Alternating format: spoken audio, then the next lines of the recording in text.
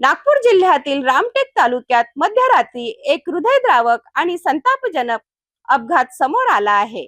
भरधाव वेगाने धावणाऱ्या एका कारने रस्त्याच्या कडेला झोपलेल्या अंदाजे 60 वर्षीय अज्ञात व्यक्तीला चिरडल्याने त्यांचा जागीच मृत्यू झाला.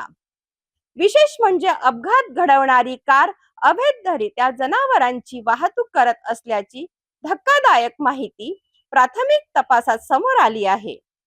अपघातानंतर चालक आणि त्याचा साथीदार घटनास्थळावरून फरार झाल्याने अनेक प्रश्न उपस्थित झाले आहेत.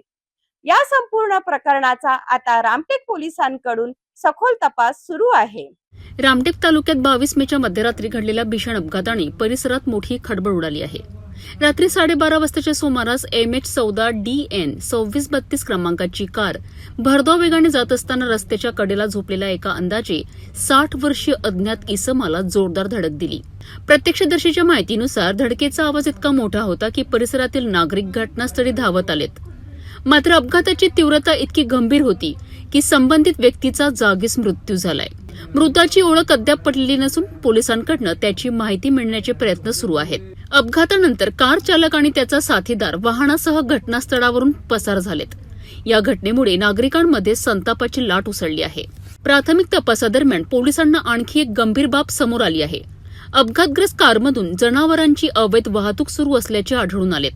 त्यामुळे या प्रकरणाला केवळ अपघाताचे स्वरूप न राहता अवैध पशुवाहतूक आणि कायद्याचे उल्लंघन अशा अनेक पैलूंची जोड मिळाली आहे.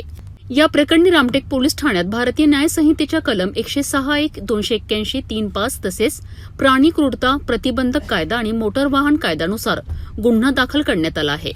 रामटेक मधील या भीषण अपघाताने पुन्हा एकदा बेदरकार वाहन चालकाचा प्रश्न ऐरणीवर आला आहे. एका निष्पाप व्यक्तीचा जीव घेणारा या घटनेतील फरार आरोपींना पोलीस कधी अटक करतात आणि मृत व्यक्तीची ओळख कधी पटते याकडे सर्वांचे लक्ष लागले आहे.